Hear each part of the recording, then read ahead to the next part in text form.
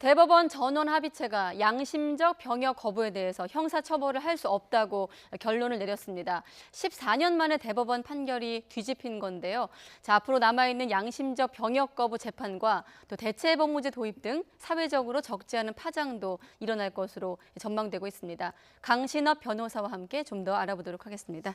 네, 안녕하십니까? 네, 안녕하십니까? 네. 당사자도 용감한 판결 이런 표현을 쓰기도 했던데요. 자, 14년 만에 판례가 뒤집혔습니다. 자, 자세한 얘기 하기 전에 김명수 대법원장의 좀 선고문 낭독부터 듣고 다시 오겠습니다.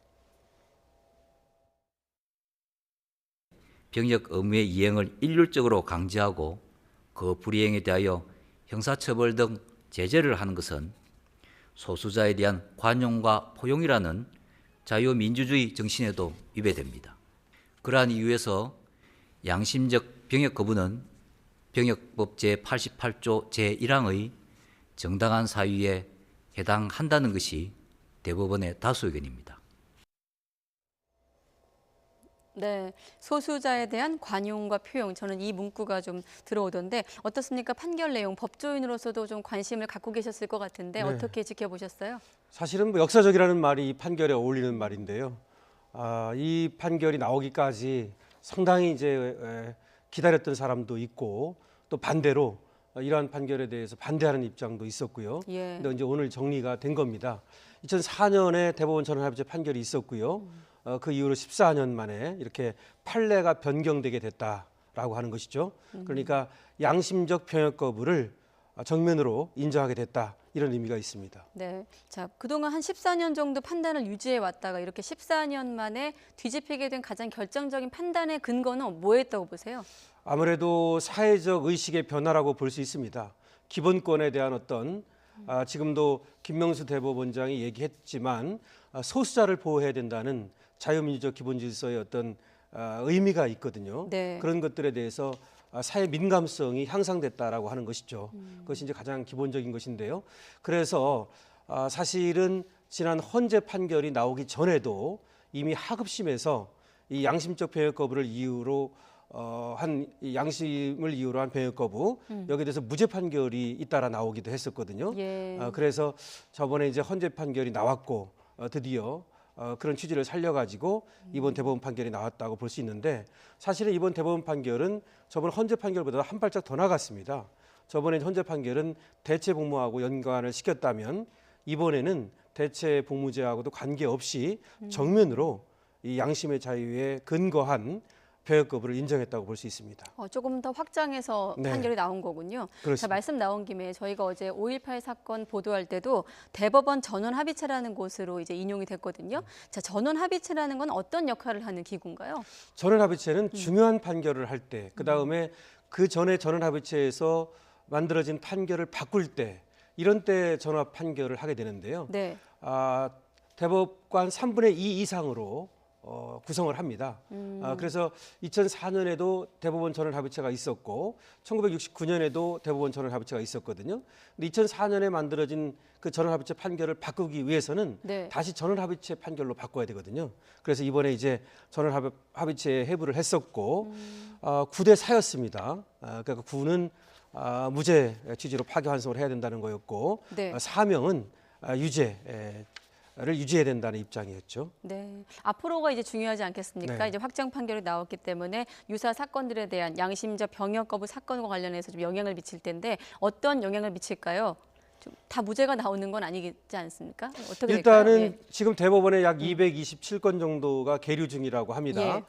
그것은 이 대법원 판결에 기속이 되는 것이기 때문에 결국 무죄가 나올 것이고요. 그러니까 무죄 취지로 이제 파기환송이 된다는 얘기죠. 그다음에 하급심에 계류 중인 사건들은 이 대법원 판례에 따라서 무죄를 판결하게 될 것입니다. 네. 그다음에 검찰에서 수사 중인 사건들은 무혐의 처분을 내리게 될 것이고요. 지금도 나온 소식 보면 22명이 수사 중인데 대거 무혐의 처분할 듯 그렇습니다. 이런 기사가 있거든요. 예, 무혐의 처분하게 됩니다. 그리고 이제 물론 이미 판결을 받고 네. 확정 판결이라고 그러죠. 그다음에 교도소에 있는 사람들에게는 효력이 미치지는 않습니다. 소급표는 없기 때문이죠. 네, 알겠습니다. 네. 자, 이번 판결로 대법원 선고로 무죄 판결을 받은 당사자죠. 자, 오승헌 씨 얘기도 한번 듣고 다시 이야기 나눠보겠습니다. 대법원 전원합의체 이런 용감한 판결에 정말 감사드립니다. 대체 복무 이제 도입과 이행이 남았는데요. 이것이 이제 병역 기피로 오남용되지는 않을까 하는 국민들의 우려가 있다는 것 알고 있거든요. 그래서 그런 우려를 모두 좀 해소시킬 수 있도록 성실히 복무하도록 노력하겠습니다. 네, 당사자인 오승원 씨 본인도 두 가지 포인트를 짚고 있어요. 지금 보면 병역 기피로 오남용 되지 않을까 이 대목하고 또 대체 복무 얘기였는데 일단 자 오남용 대목에서 이른바 양심 감별 논란이거든요. 어떻게 진짜 양심과 가짜 양심을 감별할 수 있을까 재판부에서 네. 법조계에서는 어떤 얘기가 흘러나오고 벌써부터 있습니까? 거기에 대해서 논란이 뜨거워요. 진짜 양심과 가짜 양심을 어떻게 구별할 수 있느냐. 예. 사실은 이번에도 반대 논 거, 유죄를 유지해야 된다는 입장이 그것을 구별하기 어렵다는 얘기를 하고 있고 그것이 오남용될 것을 이제 우려했다고 볼 수 있거든요. 네. 사실은 양심이라고 하는 것은 객관적인 것이 아니죠. 그러니까 병역법 88조의 1항에서 말하는 정당한 사유를 판별할 때에도 그것이 천재지변이라든지 교통사고라든지 이런 객관적인 사유는 네. 그것을 판별할 수 있지만 양심이라는 것은 주관적인 것인데 그것을 누가 어떻게 감정할 수 있단 말이냐 네. 이런 식으로 얘기를 했고요. 그래서 이제 진짜 양심과 가짜 양심을 소위 구별해야 되는데 그거는 앞으로도 이제 물론 이제 결과적으로는 검사하고 판사가 구별할 수밖에 없어요. 다시 말하면 이 병역법에 입영 의무가 있지 않습니까? 네. 그런데 내가 양심의 자유를 이유로 해서 입영하지 않겠다라고 했을 경우에 검사가 그것을 입건해가지고 수사를 할 것인가? 그리고 나중에 재판에서 판결해서 유죄를 할 것인가라고 하는 것은 결국 이제 검사가 한번 판단을 하고 네. 다시 이제 판사가 판단을 하는 수밖에 없거든요. 근데 과연 검사하고 판사가 인간의 양심이라고 하는 것을 정말 판별할 수 있느냐 이런 어떤 논란이 있을 수 있습니다. 네, 이번 같은 경우도 피고인의 가정 환경, 뭐 성장 과정, 사회의 경험 등 삶의 모습의 전반을 좀 살펴보는 식으로 양심을 직간접적으로 봤다고 했거든요. 법의 잣대로 보면 이런 부분들은 뭐 누구 전문가의 얘기를 듣게 되는 건가요? 어떻게 잣대를? 예, 이게 대법원 있을까요? 판결에 나온 얘기예요. 예. 그러니까 양심을 갖다가 측정할 수 있다. 이렇게 얘기했거든요. 그것이 진정한 양심인지 말이죠. 그래서 그 얘기로 가정 환경이라든지 과정, 성장 환경, 학교 생활, 사회 경험 등 삶의 모습 전반을 살펴보는 방식으로 양심은 간접 증명할 수 있다 이런 얘기를 했습니다. 근데 글쎄요. 근데 이거는 뭐 지금 정신 감정 이런 것과도 달라서 뭐 의사가 할 수 있는 것도 사실은 아니거든요. 네. 결과적으로 그 판단은 1차적으로는 검사에게, 2차적으로는 판사에게 달려 있다 이렇게 볼 수밖에 없고요. 이것을 증명하기 위해서 이 나중에 이제 주장하는 쪽에서 내가 양심을 이유로 해서 병역을 거부했다라고 주장하는 쪽에서 여러 가지 자료들, 증거 자료들을 제출해야 될 겁니다. 네, 알겠습니다. 이 지금 보면 양심 감별하는 부분도 있고요. 또 다른 축은 대체 복무와 관련된 건데 이 부분은 앞으로의 정부의 대책 좀 모두가 납득할 수 있는 기관과 또 방법을 찾을 수 있을기를 바라면서 좀 지켜보도록 하겠습니다. 자, 다음 이야기 넘어가 볼까요? 자, 양진호 회장 네. 어떻습니까? 손을 떼겠다 얘기는 했지만 다음 주에 또 경찰 소환이 있거든요. 이 부분은 지금 앞으로 어떻게 전개될까요? 지금 장문에 사과문을 올렸어요. 네. 그리고 자기는 일체의 경위에서 손 떼고 그다음에 뭐 잘못했다 사과한다 이런 내용인데요. 뭐 그럼에도 불구하고 지금 소환이 예정돼 있고요. 어쨌든 그러한 이제 사과문이 얼마나 이제 양진호 회장에게 유리한 쪽으로 작용할지 모르겠습니다. 근데 사과문을 보니까 아무래도 이 법조인의 도움을 좀 받은 것 같아요. 그래서 일단은 불끄기에 나섰다고 볼 수 있고요. 네. 그런 다음에 아마 그 피해자하고의 합의라든지 뭐 이런 것들을 시도하고 그래서 나중에 이제 그 형을 좀 줄이려는 이런 노력을 할 것으로는 보여지네요. 네, 일단 직원 폭행 혐의가 있고 네. 또 동물 학대 혐의가 있고 또 새로 드러난 게 교수 폭행 사건이 또 얹어졌어요. 이렇게 되면 좀 뭐 가중 처벌이라고 해야 되나요? 그렇게 좀 그쪽으로 흘러갈 가능성도 있습니까? 그렇죠 말입니다. 지금 거기까지 나왔는데 사실 더 나올 가능성도 있고요. 지금 말씀하신 교수 폭행이라는 것이 네. 2013년 12월에 일어났었다고 그래요. 그것이 이제 그러다가 3년 6개월 후인 2017년에 고소가 됐는데 사실은 뭐 지인과 동생이 어떤 교수를 폭행했다는 거 아닙니까? 근데 그것이 쉬쉬하다가 네. 사실은 재기수사 명령까지 내려졌다 뭐 이런 얘기가 나오고 있는 것이고요. 거기에 대해서 양진호 회장의 어떤 관계가 있는지 혐의가 있는지를 밝혀야 될 것이고 네. 그다음에 지금 전 직원이라는 사람을 폭행한 거 있지 않습니까? 그 이제 폭행죄, 모욕죄, 강요죄, 경우에 따라서는 상해죄가 문제가 되는 거고요.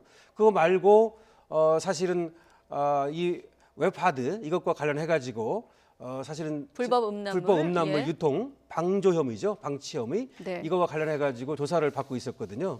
그거 이제 또 조사를 받아야 되고 위디스크와 파일롤이라고 하는 것 예. 관련해서 말이죠. 이런 것들이 지금 사이버 형사 합동수사팀이 만들어졌기 때문에 경기 남부지방경찰청에 말이죠. 거기에서 이제 병행해서 조사를 받게 될 그 겁니다. 수사를 하다가 이 모든 얘기가 나온 거라고 들었거든요. 그렇죠. 네, 한 가지 여쭤보면 직원 폭행 부분은 이제 궁금해하는 분들이 혹시라도 직원이 합의를 해줄 경우 이 앞서 열거하신 그런 혐의들이 사라지는 건가요?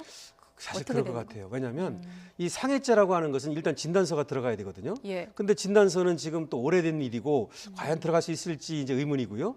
폭행죄라고 하는 것은 반의사 불벌죄라 해서 합의가 되면 처벌이 불가능하고요. 그다음에 모욕죄도 사실 그렇고요. 그다음에 이제 강요라고 하는 것이 네. 무릎을 꿇렸다는 것을 강요죄로 볼 수 있느냐는 것인데 사실은 그것도 폭행에 포함되는 부분이라고도 볼 수 있어서 만약에 합의가 된다면 이렇게 뭐 사회적 논란은 뜨거운 데 비해서 말이죠.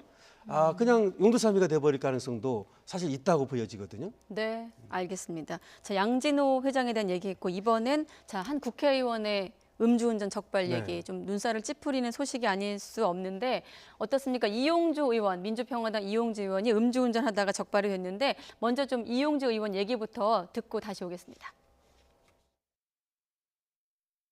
음주운전은 무엇으로도 정당화될 수 없는 것이고 음주운전이 갖고 있는 사회적 피해성이 무척 크다는 점에 대해서는 제가 깊이 공감을 하고 있습니다. 정말로 죄송하고 송구스럽게 생각합니다.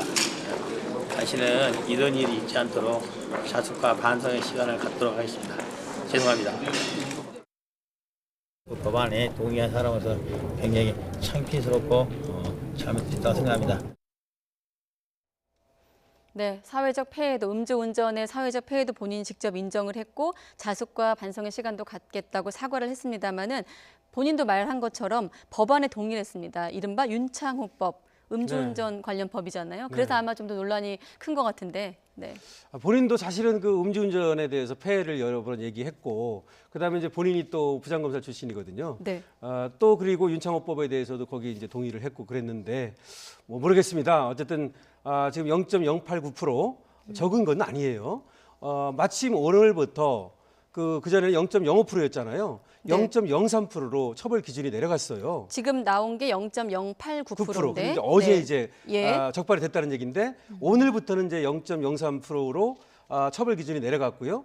그다음에 과거에는 왜 3 스트라이크 아웃이라 해가지고 삼진 아웃제였잖아요. 네. 지금은 이제 2 스트라이크 아웃이 이제 시행이 최근 되는 뉴스가 나왔잖아요. 예, 시행이 예. 되는 거예요. 그러니까 그런 때 마침 또 이렇게 이제 음주운전을 했다는 것인데 아무래도 뭐 본인이 사과는 하고 있습니다만은 본인이 했던 말들이라든지 현재 어떤 이런 윤창호법이 발의되고 이런 시점에 좀 이제 부적절한 그런 사건이 벌어진 것 같아요. 네, 뭐 본인도 앞서 무엇으로도 정당화될 수 없는 행위라고 인정을 했기 때문에 경찰 조사도 부르는 즉시 절차에 따라 응하겠다 이렇게 네, 그렇게 얘기를 밝혔거든요. 했죠. 그럼 앞으로 이 부분은 어떻게 경찰 수사가 이루어지는 경찰 건가요? 수사가 이루어질 것이고 현행법에 따르면 말이죠. 지금법에 따르면 네. 이것이 이제 6개월 이하의 징역이나 300만 원 이하의 벌금 정도에 해당하는 그런 도로교통법 위반이 돼요. 그래서 아마 협조하게 되면 물론 이제 벌금 정도로 나올 가능성은 있는데요. 네. 어쨌든 이번에 어떻게 보면은 이용주 의원이 크게 잘못하긴 했지만 11월 1일 오늘부터 새로운 법이 적용된다는 점에서 보면은 네. 국민들에게 한번